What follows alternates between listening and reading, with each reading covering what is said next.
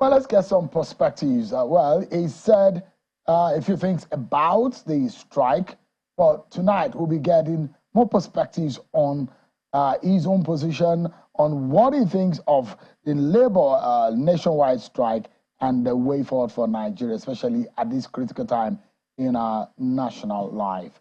I'm being joined tonight by a former president of the NLC, a former Edo State governor, and a former national chairman of the APC, a sitting senator representing Edo State in the National Assembly, member of the APC, Senator Adams Oshiomhole. Thank you so much indeed for joining us. Right, Shiu. Thank you for having me. You seem to have more former in your titles. You just showed that no condition is permanent. All right. The reason why I invited you tonight is about the labor strike. And when you were leaving the vice president office yesterday, you made some statement which is already getting reactions. And I have a feeling that you have more information and more details are coming to you as to the development of things. But when you say, for example, that a strike is misplaced and not in national interest, and for example, labor leaders are already saying that you do not have sufficient information, that's why you said what you said. How do you react to that? Well, first, let me say this, Shiu, that any day, anytime, at the heart of democracy is the freedom of the citizens. That freedom, in exercise of that freedom, they may do something that infringes on the law. It could be right or wrong.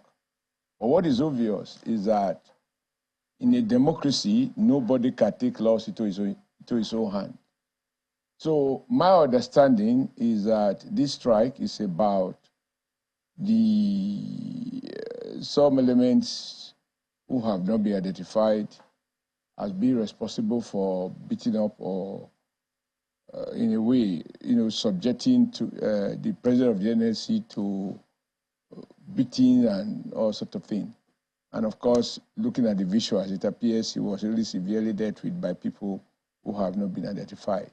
I believe that the Nigerian government, the Nigerian state, has a responsibility to identify those who are responsible for taking laws into their own hand, not only in terms of beating a president of an organized labor, but assaulting any Nigerian citizen. I mean, that is the law. And if you do that, the police have a duty to investigate, identify those responsible, and bring them to justice.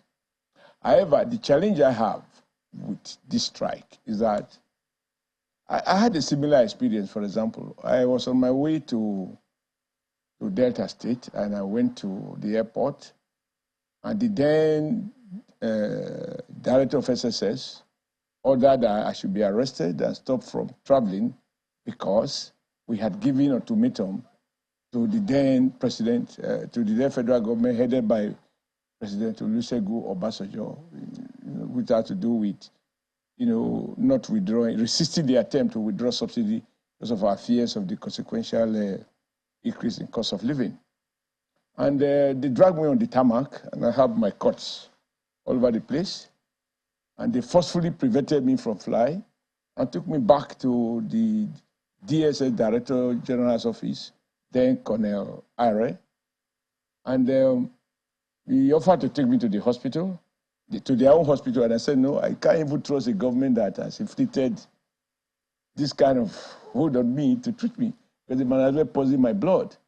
I said, I wasn't going to do that. Fast forward, I ended up being detained. I was taken away. And for 2 days, at least 48 hours, NLC couldn't locate me. When eventually I was let out, with bandage on my hand, with the blood and all that, I told my colleagues, this blood will further reinforce with my appetite for struggle for justice. The issue is about the welfare of the Nigerian workers in particular, and the welfare of the Nigerian people in general. And this is I make a distinction between the two, is that the workers are former members of the NLC. They are the ones who form all the unions, the industrial unions that constitute the athletes of the NLC. And I said, I will do everything possible to resist the temptation to make my brutalization an issue But I will remain focused and even more determined to ensure that the issue between us and government, which has to do with the welfare of Nigerian workers and working families, is not compromised. And I remember the then Speaker, Speaker Masari, from now former Governor Masari, he led the member of the House of Rep to members to come and commiserate with me after seeing the injury that I suffered, etc. But I insisted that is my price for leadership. Now, the issue in Imo is a bit more problematic. Now, the current president of the NLC is from Imo State. And this is the second time they're having a showdown with the governor. And the issues are never really clear.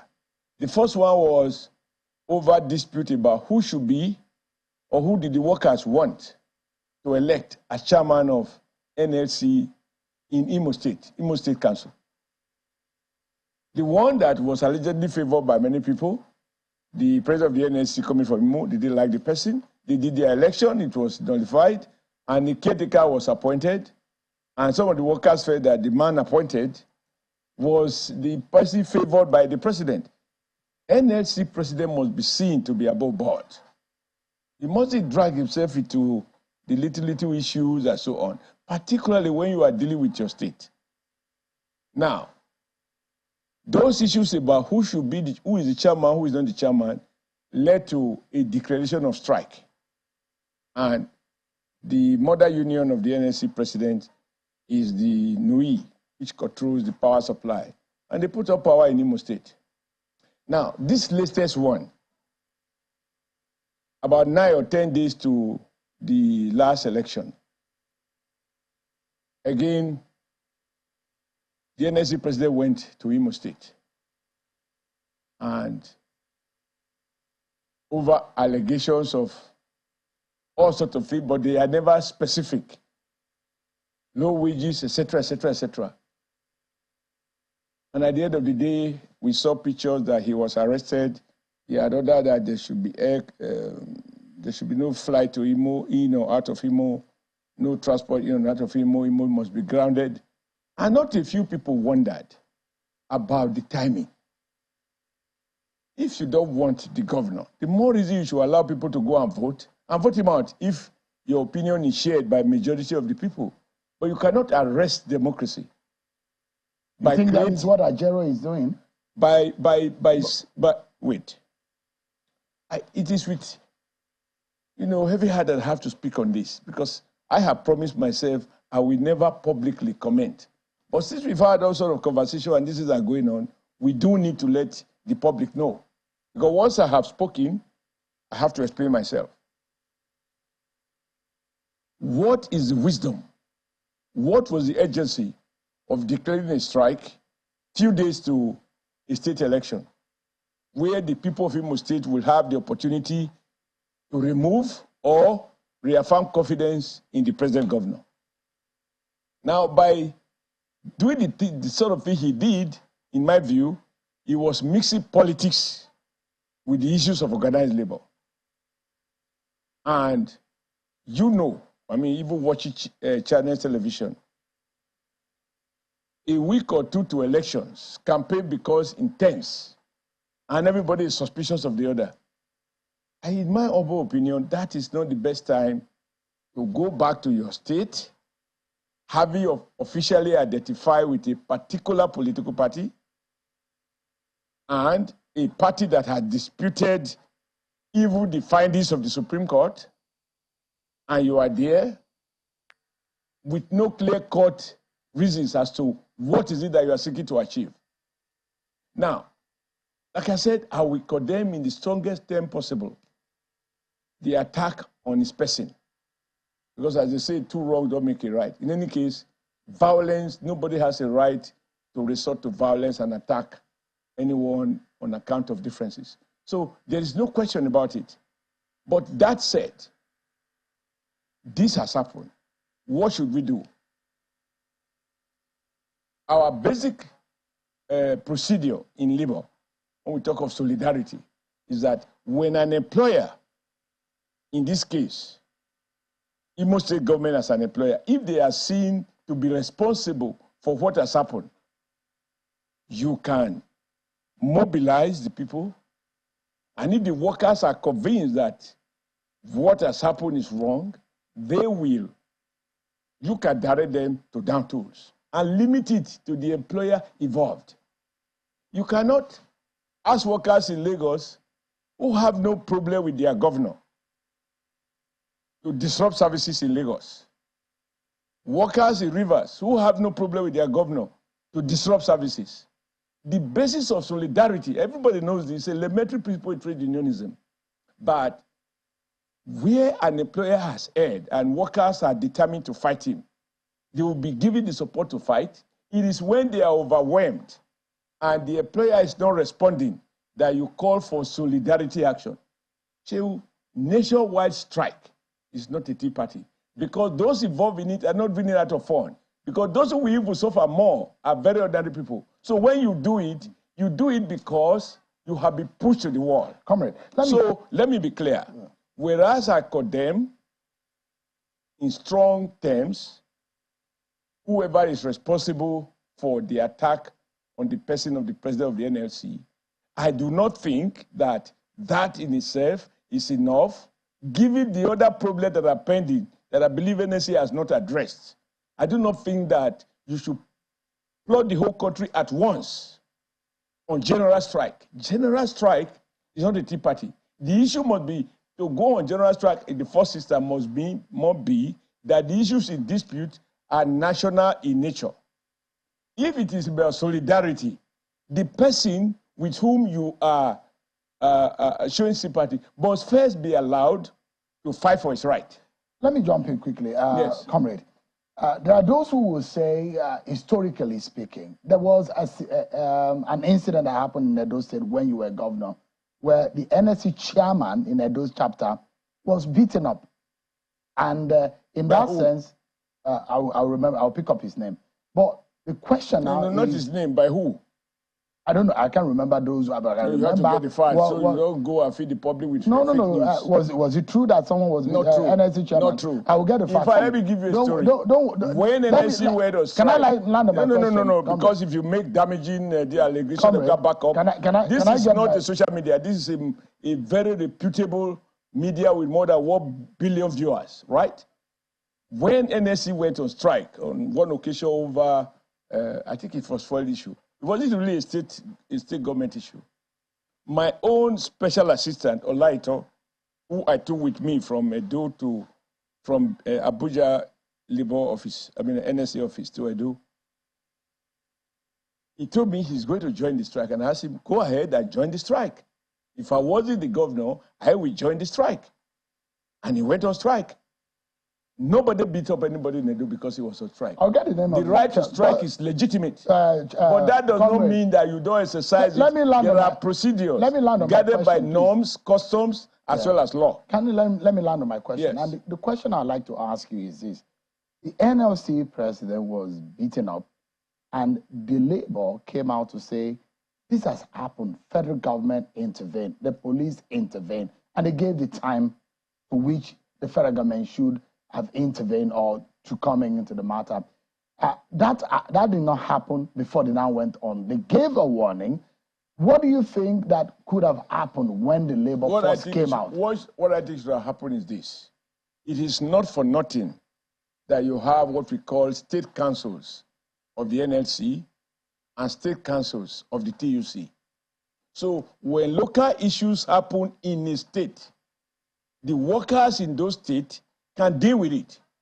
It is in the course of dealing with it, if they appear to be overwhelmed, and after some period of time it appears the government is not responding, then you call for external assistance. You don't jump in the first instance, because you understand that labor is not a business to wreck the national economy. So to plot the whole country on strike, the issues must be such that there is no other way to deal with it. When I was NLC president, we went to supervise a strike in a state and limit it to that strike. In fact, that is what makes it attractive. But you governor or you state government that has elected not to do what your workers expected you to do, or meet your obligations to the workers, we have asked, the workers have resolved to fight you. We put other workers on alert, watching how you respond to that. It is only, please get my point, the use of the word solidarity means the person who is first involved, those involved at the scene of the incident, the Imo workers, if they are convinced that this requires a strike action, they will meet in Imo State and take that decision and communicate it to the headquarters that we are going to go on strike because our president came here in our interest and he was brutalized. But the point I'm making, I think you need to, this is very important. This is very important. It is not on everything that you use general strike to solve. If you have a problem with one employer, you don't put all the employers, subject to them to strike action. No, it's never done that way. So for those who solidarity means when we say injury to one is injury to all, the person injured and those around that neighborhood must first fight. And if after some time they need reinforcement, then you call on others to join. And this do not put the generous. Please understand, generous. I understand you. If you let me put the question, comrade, so that I saw a lot of people who don't know who are going to. It's going to be a dialogue, Senator, so that I can ask the question and you can respond. Go ahead. There are those who will say this matter started not only a year ago, but about over 2 years ago, 2021. And this is Labour. What is the matter? The back and forth between the NLC and the Imo State governor. In fact, Labour had, on this particular program, the NLC president had told me on this program that it was the current governor of Kebbi State who midwife an MOU that was signed between NLC and the Imo State governor. What were the issues? The issue about, the issue of election were passed, but the issue about workers' wages was part of it. Pensions were part of it. There's a long list, almost about 11 items on that list as listed by the NLC. And they say that according to the NLC, that they've given the government a long rope to pull, and the government was not responding. But you said that before the solidarity could come in, it could have come when the government involved is not responding, or the employer involved is not responding. 2021 and now, don't you think it's a long rope to pull? I'm not sure of your dates, but let me say this. My pain, which I spoke to yesterday, is that under the watch of the Nigeria Labour Congress, I will excuse TUC from this because the TUC does not cover junior workers who are on minimum wage. As we speak, Sheil, the issue of legal minimum wage is justiciable. Yet, in NLC public address on May Day, many states are not paying the minimum wage that is not even able to take anybody home. Number two, as we speak, after a series of threats to go on strike or not go on strike under this government that is about nearly 5 months old, beginning with the first ultimatum issued by the NLC under Aguero's leadership. Finally, agreement has been reached to pay 35,000 naira added to everybody across the board, which means effectively, even though it doesn't yet have the force of law, but it's an agreement. That agreement is enforceable in our industrial courts. That government has committed itself to paying additional 35,000. What that means is that the actual minimum wage now should not be less than 65,000 if you add 35 plus 30. And as we speak, across the 36 states of Nigeria, state governments, local governments, and even many private employers are still paying people below this 35,000 minimum wage. So if you have mobilized a general strike, asking both public and private sector to join in a struggle against hardship arising from the withdrawal of subsidy, I'm saying in terms of priority, people's lifestyle have been brutalized. Many people can't simply, their take-home pay can't physically take them home. Parents have been embarrassed before their children because they cannot meet their basic responsibility to their children. In my view, if you call a general nationwide strike to say any state government that failed to pay less than 65,000 naira minimum wage, that is to say, the legal minimum wage of 30,000 and the award of 35,000 extra, that we are not going to return to work until you pay us this 35,000 minimum wage, as well as the consequential increase across the board. In my view, that will have a lot of appeal to me and a lot of appeal to the most vulnerable people in our society. Now, to leave this, now, if you talk about the situation in Imo, I challenge anyone to tell me that that situation is not prevailing in 1 or 2 or 3 states in the north, 1 or 2, 3 states in north central, and elsewhere. Why is Imo different? Why you don't say any employer who is not paying pension? And I know for a fact that more than 50% of the states are in default. Why are you isolating Imo? Why are you not putting all, make a general policy? Any state that is defaulting in payment of pension shall know no peace. It is this selective use, isolating Imo and so on. Even the last May Day speech, you can play it back. You will find the NLC president talking about Imo on a matter that I know some of the states that went through election recently, they have the same affliction. I'm just saying that to run a national organization, you must deal with national issues. All right. You don't reduce yourself to a local champion. He is not president of Imo workers. He's president of Nigeria workers. So, and for a matter that affects workers in other states, he must be seen to use the same frame of reference. So if we are going to go on strike because arrears are not being paid, any state that is in default of pension arrears should be grounded.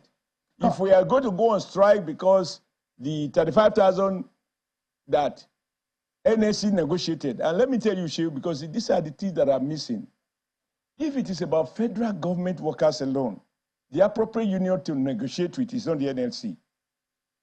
The appropriate union to negotiate with would be Nigeria Civil Service Union. They have Council 1, 2, and 3 that cover both the civil service and the public service. Now, NLC can only go into a negotiation when the matter has to do with states and private sector employers, because NLC is an umbrella organization. So you cannot use the name of Nigeria workers in both private and public sector, states and local government, to threaten a strike or to embark on a strike, and in the end you have an agreement, and in that, present at that meeting were some state governors representing Governors Forum, and as we speak, I have not heard anybody in the NLC insisting that 35,000, that it has to be implemented within X number of days. If it is not implemented, because the worker can't continue to starve, we will have to react to it. That is the kind of thing that will appeal to me. I wanted to. So when you I'm just saying that a leader. When you were talking about your own incident with the DSS, yes, and the reference I was trying to make, because I remember vividly what happened that time, because it was reported at the time, and I was making reference to the case. I remember his name now, Emmanuel Ademokun, who was the NLC chairman in Edo State at the time in December of 2013, who said, according to him, quote, "I was beaten to stupor." And the allegations was that he was beaten by thugs sent by the state government.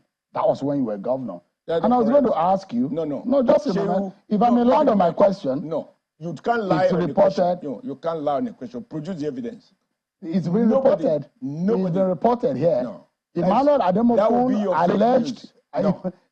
What was the answer of the state government? Emmanuel Ademokun at the time alleged that thugs beat him up to stupor. Okay. And he alleged that the thugs were sponsored by the state government. He's there. What was the state government response? So the question I'm asking. No, hold on. What was the response of that? Comrade, if you allow me to put the question. With half truth. No, let me. It's not true. Let me put the question, sir. Put it. Would you allow me? I will. All right.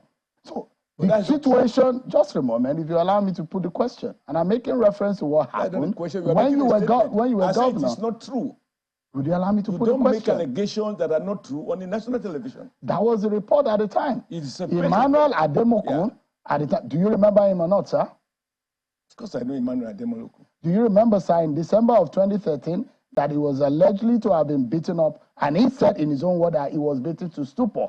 And his allegation at the time was this was orchestrated allegedly by thugs sponsored by the government.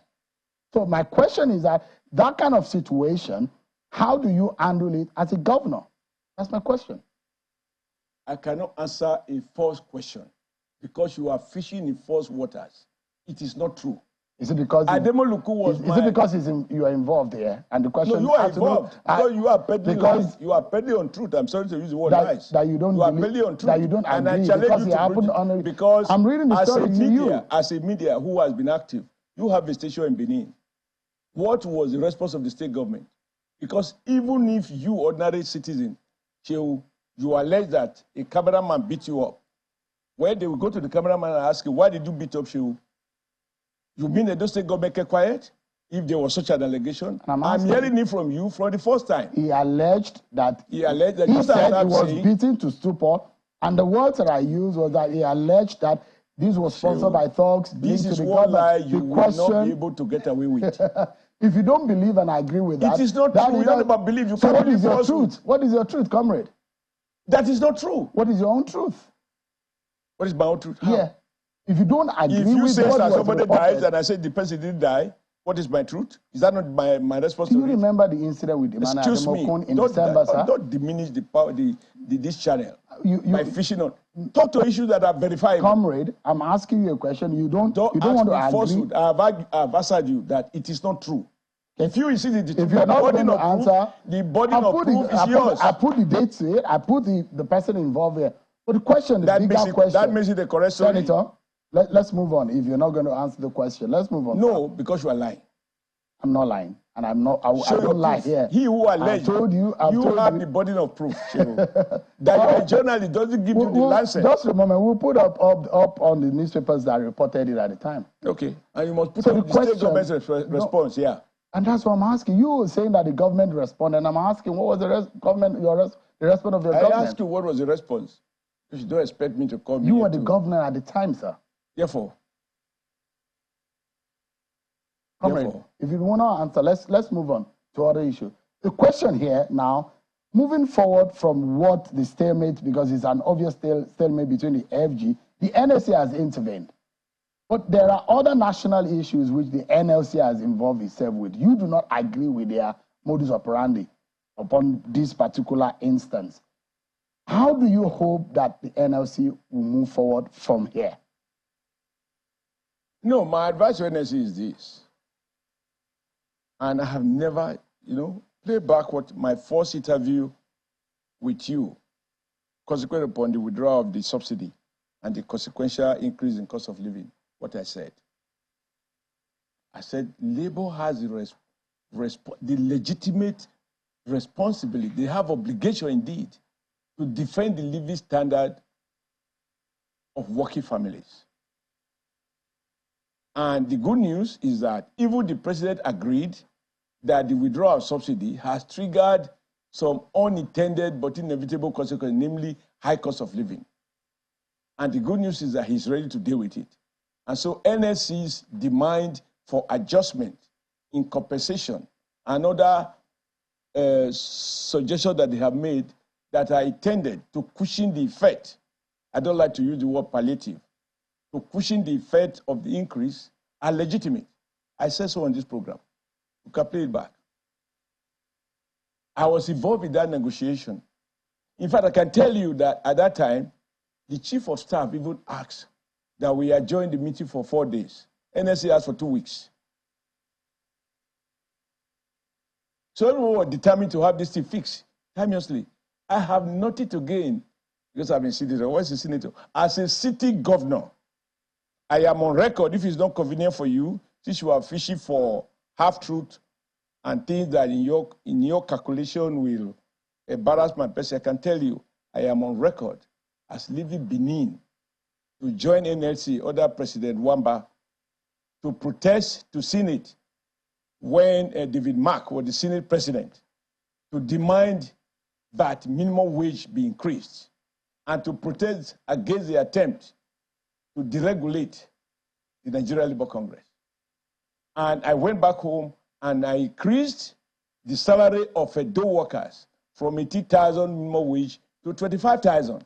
Because that time, governors were saying they cannot afford 80,000. And so to dismiss the argument, I increased the workers' pay to 25,000. The then vice president called me, where will you find the money to pay? I said, simple. It's the same source that I find money to pay when they increase the cost of a Toyota car that we use to run government, when they increase the cost of every other consumables, including stationaries. If I'm able to meet those costs, there is no reason why I cannot meet the cost of high cost of living. We are in a market environment. If all other costs are going up, food prices are going up, clothing is going up, even school fees are going up, why should my compensation not go up? If we agree that we're in a market, once the seller of a product and the buyer of a product can't agree on a price, there will be no transaction. And that is what you call strike. There is nothing, it's the logic of a failed market transaction. Yeah. So, I mean, this is perhaps. So, all I'm saying here, so that I wrap it up, yeah. The issue is, I'm advising the NLC. Leaders should get the priorities right. I still start now. There is no Nigerian worker whose wages has not been adjusted since the withdrawal of subsidy, who is comfortable. But even those whose wages have been adjusted, we can talk about relative reduction, because even the government talk about palliative, and they have to work out a lasting, sustainable solution. I think NLC should address that. And I am in pain that even as we know that 30,000 is no longer realistic, I am in pain that under the watch of NLC, some people, some state governors are not even paying the 30,000, and the workers are not put on strike. And it is the same NLC. So I'm saying NLC should be seen to deal with anyone who violated basic worker rights. Not concentrate on the state that the NLC president happened to come from. I came from Edo. I did not ask Edo to pay wages if Delta State is not paying it. If we were going to fight in Edo, we would fight in Edo as we are fighting in Delta, as we are fighting in Cross River, as we are fighting in Sokoto, as we are fighting in Maiduguri. I did not go and take over the responsibility of the local chapter of NLC in Edo State. I knew I had to be careful. And it is more so when you have politically, I mean, my comrade Nigeria, he know I supported him in terms of personal choice. I supported him as president of NLC. I thought he held a lot of promise. He contested the election 8 years ago. He lost. This time, he has joined Labour. He's entitled to. We registered the Labour Party. And I recognize the right of people to participate in Labour. But when at the eve of an election, you go to your state, and a state in which both the government and those opposed to the government have raised the political temperature to a level that was beginning to affect the security of lives and property, you don't want, at the eve of such an election, to go and organize a protest. That's what I'm saying. Let's anchor on this note. I think that we have bigger issues for Labour. This is not going to be the last outing of Labour, especially on national issues, because they have the issue of petrol subsidy, which they are engaging the federal government on. How do you think a new government like the government of President Tinubu would handle the issue of Labour? Because things are hard, things are difficult in the country. Labour will always talk. How do you hope they can manage that situation? The day Labour stop talking, then it will be disaster for Nigeria. Because even if I were to be president of Nigeria, every country, no president is good enough not to have a countervailing force that can checkmate its policies if they veer off what they consider to be the popular cause. Labour is in legitimate business of protecting and defending living standard. Any public policy that undermines the quality of life of workers, NLC and TUC have inherent responsibility to deal with it.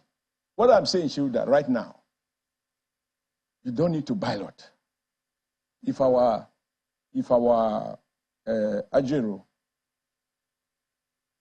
that beating, whoever did it, why we encourage police to continue to go after those people.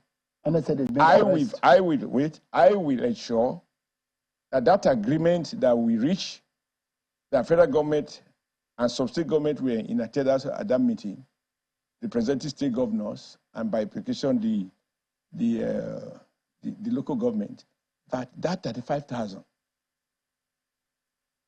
this month, in fact from last month, that money is in the pocket of workers, which means effectively that no Nigerian worker should go home. Those who used to be on 30,000 minimum wage should now be on 65,000.